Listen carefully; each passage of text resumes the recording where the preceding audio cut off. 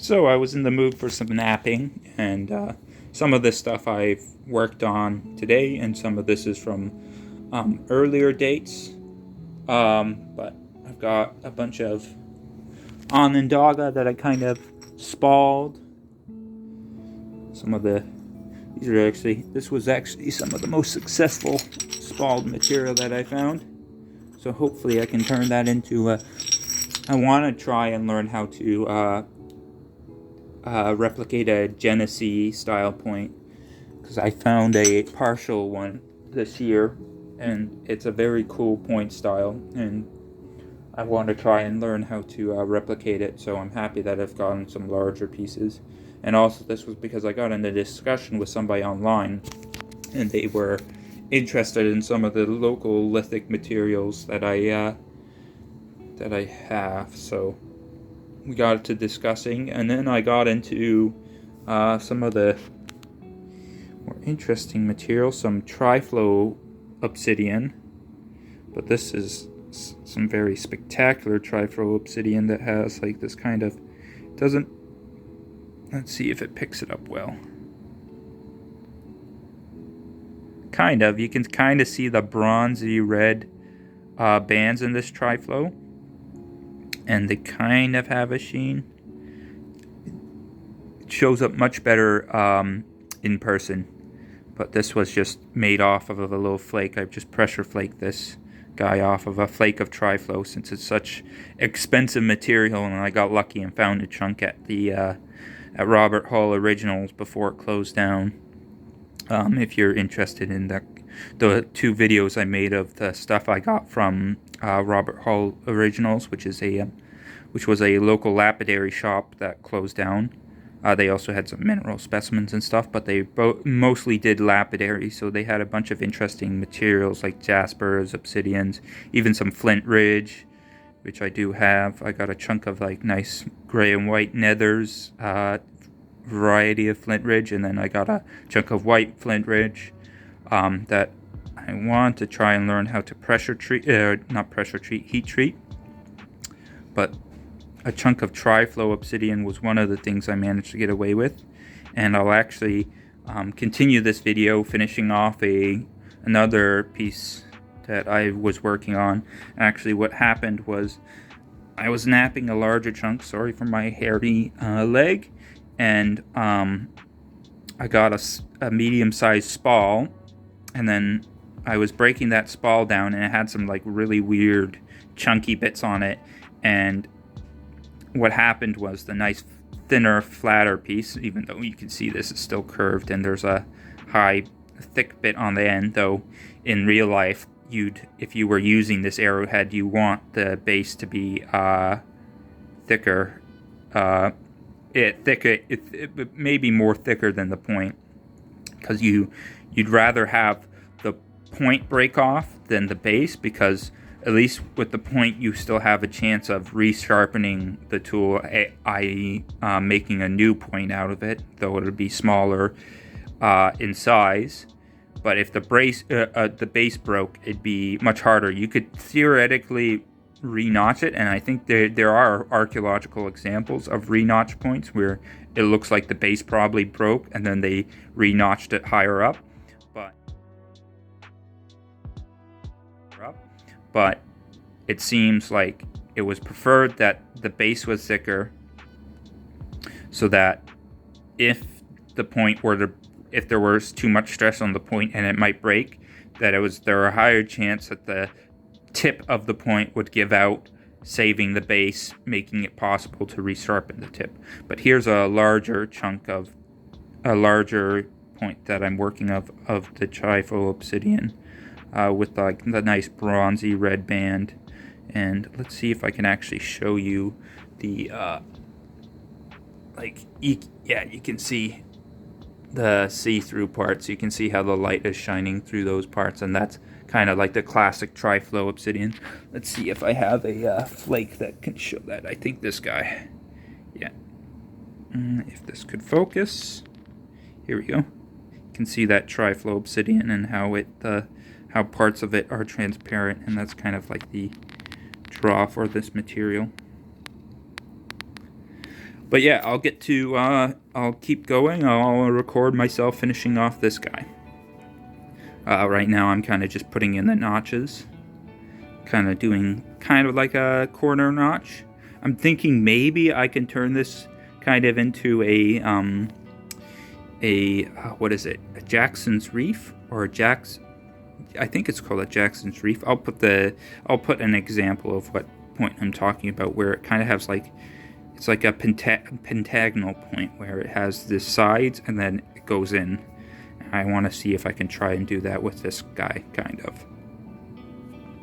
But I'll get back to finishing up this point. With these corner notches, I'm still relatively new, but for people wondering how do you do corner notches, is that the trick is to try, when you flake on one side, go to the other side. Now, this is the longest my pressure flaker is going to get on this, so that's a bit of a pain, because I can't really go any farther with my pressure flaker. So some people have recommended the nails for horseshoes, because they're the way they're shaped, and I've looked it up and I've seen that it's actually a thing that lots of people, that there's a group of flint knappers who do use that technique. So I'm gonna try and look into seeing if I can get my hands on some nails and making my own kind of pressure flaker. But right now I'm just kind of taking off little bits, being very careful because I don't want to snap these corner pieces, and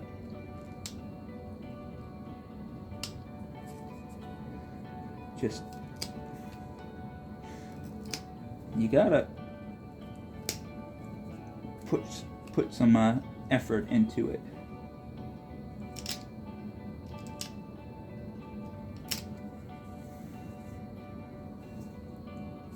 With these with pressure flaking, it's not as easy as it might seem. They gotta put some weight into it. Now, it's easier with Obsidian. Like when I'm pressure flaking on Onondaga, man, let me tell you, that is a pain in the butt. But you know, you take the battles you can win, and you don't take the battles that you can't win. That's the way I look at it. You play the card, or you play the hand you've been dealt. Sometimes certain materials don't give you nice hands, a nice hand of cards, you know? That makes sense?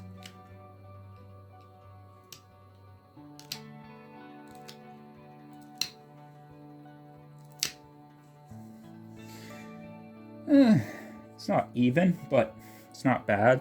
And I think, if my memory serves me correctly, it kind of roughly looks like a pentagonal point. If I remember correctly, pentagonals are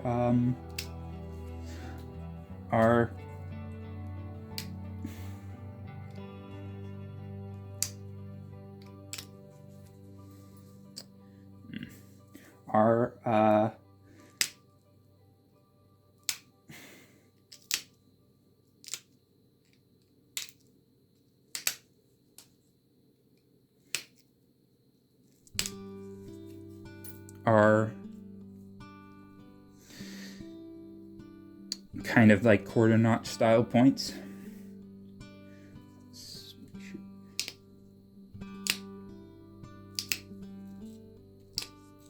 Make sure this stays straight, because you've got to, with the pentagonals, you got kind of like a straight edge, and then it goes in. Now, I'm just curious why that style exists. I don't know if it's because it's actually just a resharpened point. Maybe, I think maybe that's why. I've never read into why the pentagonals exist. But that would be a theory I would go with, like, where it used to just kind of be a straight point like that, but somewhere along the line, remember how earlier on in the video I was talking about point snapping and they resharpen points? Maybe along the line what happened is the top snapped and then they just quickly sharpened down the end bit, and maybe the angle of the sharpened bit was a little, it's a little more steep than the sides of the original point, which still exist further down, and so you get that pentagonal shape. Just thoughts, who knows? I may be totally off about that, and there's another valid reason that archaeologists have figured out why a pentagonal is the way it is.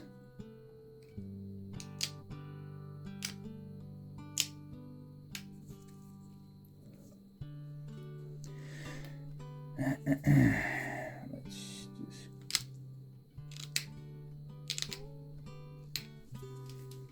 Okay. Now, got a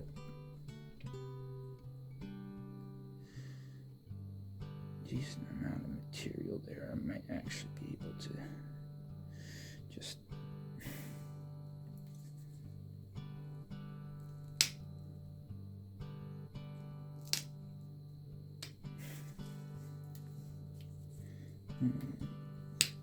pop that off.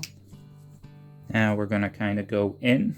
Now I'm going to take this corner off because it's a little sharp. But we're basically going to go in sideways. Kind of like that, but it'll be, I'll have to do some finagling and stuff.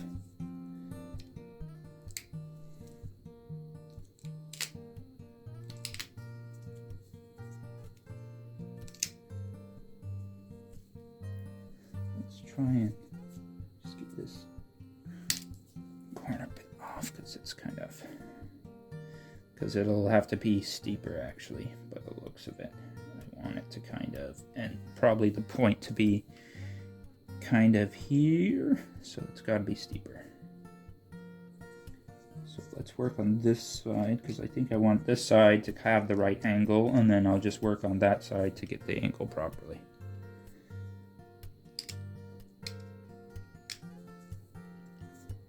That's going to be kind of like the straight part, and then it'll start to go in around here because I want to try and keep as much as that Triflow pattern in the point as possible. So to preserve the Triflow, yeah.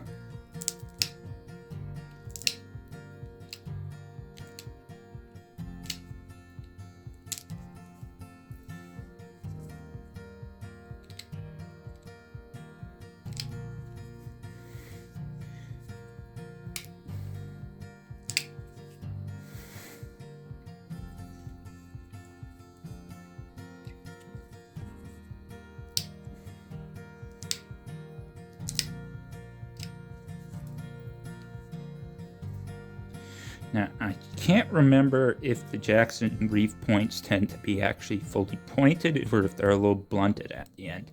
Now, I'm sure blunted points at the end are just points that have kind of been resharpened because the tip has been knocked off.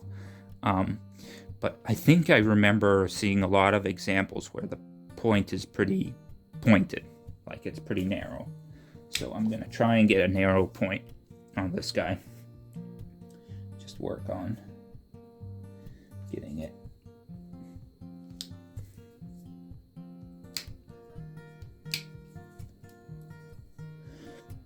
worked into a narrow point.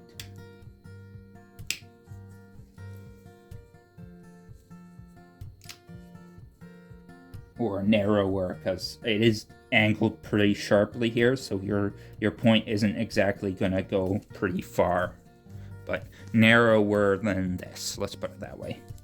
That's what I'm trying to say.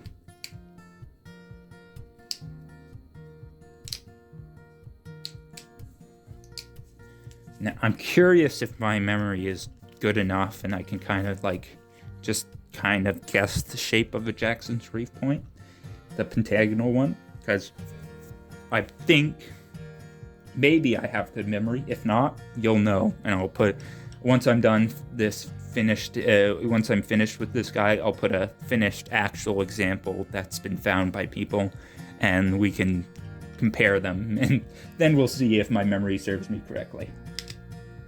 Because I could totally just be wrong.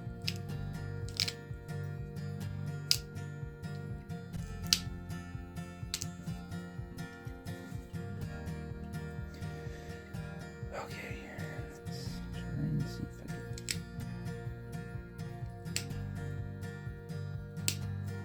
actually remember this in my head correctly.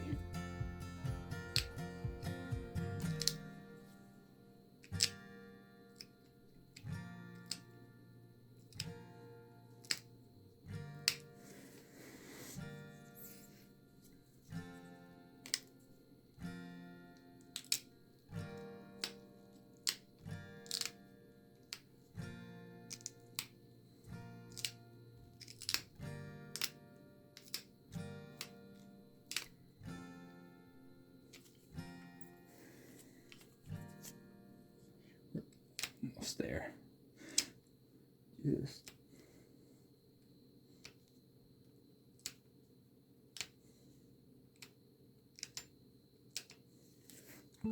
bit of finagling. Yeah, we're almost there. Really, this side is good. I just need to work on this side a bit. Just a couple more bits pressure flaked off. Just very carefully. Just light pressure, just to take just small bits, kind of get the shape properly. And there we go. Look at that.